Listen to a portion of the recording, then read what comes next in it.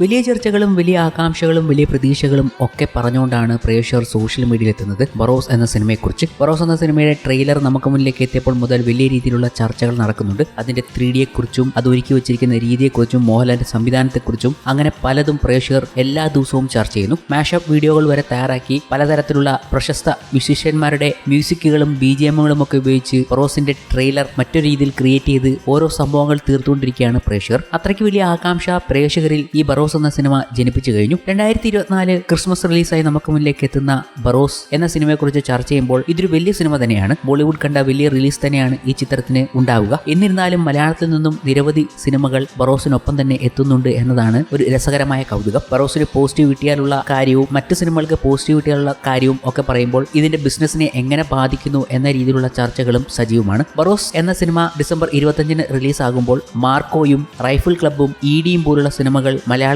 തന്നെ റിലീസിന് ഒരുങ്ങുകയാണ് ഇതേ ഡിസംബർ അടുത്തടുത്ത ദിവസങ്ങളിൽ. എന്നാൽ പ്രാവൻകൂടി ഷാപ്പ് എന്ന് പറഞ്ഞ ചിത്രം ഡിസംബറിൽ ഇറങ്ങാനിരുന്നത് പോസ്റ്റ്പോൺ ചെയ്തു എന്ന വിവരങ്ങളും വരുന്നുണ്ട്. അത് ജനുവരിയിലേക്കാണ് പോസ്റ്റ്പോൺ ചെയ്തിരിക്കുന്നത്. എന്തായാലും ബറോസിനൊപ്പം നിരവധി ഗംഭീര ചിത്രങ്ങൾ തന്നെ ഇറങ്ങുന്നുണ്ട്. എല്ലാം പോസിറ്റീവ് റെസ്പോൺസ് കിട്ടാൻ സാധ്യതയുള്ള ഗംഭീര ചിത്രങ്ങൾ. ബറോസിനും പോസിറ്റീവ് തന്നെ കിട്ടട്ടെ എന്നും പ്രേക്ഷകർ പറയുകയാണ്. കൂടാതെ ബറോസ് എന്ന ചിത്രത്തിന്റെ തിയേറ്റർ ചാർട്ടിങ്ങിനെ കുറിച്ചുള്ള റിപ്പോർട്ടുകളും പങ്കുവെച്ചുകൊണ്ട് ഓരോ റീജിയനിലുള്ള ട്രേഡ് അനലിസ്റ്റുകളും റിപ്പോർട്ടുകൾ നൽകിക്കൊണ്ടിരിക്കുകയാണ്. തൃശ്ശൂരിൽ തന്നെ ജോർജിയത്തിൻ Ragam, Ramdas movie house, Ganam cinema, PVR Inox cinema തുടങ്ങിയവരൊക്കെ ബറോസ് ചാർട്ടിംഗ് തുടങ്ങിക്കഴിഞ്ഞു എന്ന വിവരങ്ങൾ കൂടി പങ്കുവെക്കുന്നുണ്ട്. അങ്ങനെ എല്ലായിടത്തും ഫുൾ ഓൺ സ്വിംഗിലാണ് ബറോസിന്റെ റിലീസുമായി ബന്ധപ്പെട്ട കാര്യങ്ങൾ നടന്നുകൊണ്ടിരിക്കുന്നത്. എന്നിരുന്നാലും ബറോസിന്റെ ചർച്ചകൾ എങ്ങും അവസാനിച്ചിട്ടില്ല. ഓരോ ദിവസം കൂടുന്തോറും ചർച്ചകൾ കൂടിക്കൊണ്ടിരിക്കുകയാണ്. നമുക്ക് കിട്ടാവുന്നതിൽ വെച്ച് മികച്ച 3D ക്യാമറ വെച്ചാണ് ഇത് ഷൂട്ട് ചെയ്തിരിക്കുന്നത് എന്ന കാര്യവും ആ കാര്യത്തിലൊന്നും പ്രൊഡക്ഷൻ ടീം യാതൊരു പിശകും കാണിച്ചിട്ടില്ല എന്നതും ഒരിക്കൽ പൃഥ്വിരാജ് പറയുകയുണ്ടായി. ഇത് പൃഥ്വിരാജ് ബറോസിന്റെ ടെക്നിക്കൽ ബാക്ക്ഗ്രൗണ്ടിനെ പറ്റി ഒരു അഭിമുഖത്തിൽ പറഞ്ഞതാണ്.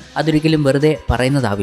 ഇന്ത്യൻ സിനിമയിൽ ആദ്യമായി ഹോളിവുഡിലൊക്കെ ചെയ്യുന്ന പാനാവിഷൻ ലെൻസ് ആൻഡ് ക്യാമറ ഉപയോഗിച്ചത് മോഹൻലാൽ അവതരിപ്പിച്ച വാനപ്രസ്ഥത്തിലായിരുന്നു. ഒരു ആർട്ട് സിനിമയ്ക്കായിരുന്നിട്ട് കൂടി ഇന്റർനാഷണൽ ലെവൽ ടെക്നിക്കൽ ക്വാളിറ്റിയിൽ ചെയ്യാൻ അത്രയും പണം വർഷങ്ങൾക്ക് മുന്നേ മുടക്കിയവരാണ്. അതിലും ക്യാമറാമാൻമാരിൽ ഒരാളായി ലെജൻഡ് സന്തോഷ് ശിവൻ ഉണ്ടായിരുന്നു, ഇപ്പോഴും ഇതിലും. അതുകൊണ്ട് തന്നെ ടെക്നിക്കലി വർത്തായ ഫ്രെയിമുകൾ ഉറപ്പായും തിയേറ്ററിൽ കാണാമെന്ന് തോന്നുന്നത് അത് ട്രെയിലറിലും സൂചനകൾ നമ്മൾക്ക് തന്നു കഴിഞ്ഞു. ഇങ്ങനെയൊക്കെ ടെക്നിക്കലി ടോപ്പ് നോച്ച് നിൽക്കുകയാണെങ്കിലും ഈ ടാർഗറ്റഡ് ഓഡിയൻസിന്റെ മുന്നിലേക്ക് ഈ ചിത്രം മികച്ച രീതിയിൽ എത്തിയാൽ ഗംഭീര റെസ്പോൺസ് കിട്ടാനുള്ള സാധ്യത പറഞ്ഞു വെക്കുകയാണ് അവർ. അത് എല്ലാ രീതിയിലും കഥയിലും എല്ലാത്തിലും ആ ഒരു മികച്ചത് അനുഭവപ്പെടണം എന്ന് അവർ പറഞ്ഞു വെക്കുന്നു. ബറോസ് മികച്ച സിനിമാനുഭവം തന്നെ ആവട്ടെ എന്ന് പ്രതീക്ഷിക്കാം എന്ന കാര്യം കൂടി അവർ എടുത്തു പറയുകയാണ്. കൂടാതെ ട്രെയിലർ അവതരിപ്പിച്ച രീതിയെക്കുറിച്ചും അവർ വലിയ രീതിയിൽ പ്രശംസിക്കുന്നുണ്ട്. നേരത്തെ അവതാർ ഈ രീതിയിൽ നമുക്ക് മുന്നിലേക്ക് ഒരു ട്രെയിലർ കൊണ്ടുവന്നിരുന്നു. എന്തായാലും മോഹൻലാലിന്റെ സംവിധാന മികവ് കാണാനുള്ള ഒരു ആകാംക്ഷയിലാണ് പ്രേക്ഷകരെല്ലാം. അതുപോലെ തന്നെ ടെക്നിക്കൽ സൈഡിൽ ഇതെങ്ങനെ വന്നിരിക്കുന്നു എന്നറിയാനും. ബറോസിന്റെ മുന്നണിയിലും പിന്നണിയിലും ഒരുപിടി മികച്ച ടെക്നീഷ്യന്മാരാണ് അണിനിരന്നിരിക്കുന്നത്. സന്തോഷ് ശിവനാണ് ചിത്രത്തിന്റെ ക്യാമറ കൈകാര്യം ചെയ്തിരിക്കുന്നത്. മോഹൻലാൽ എന്ന സംവിധാനൊപ്പം വർക്ക് ചെയ്തപ്പോഴുള്ള അനുഭവം അദ്ദേഹം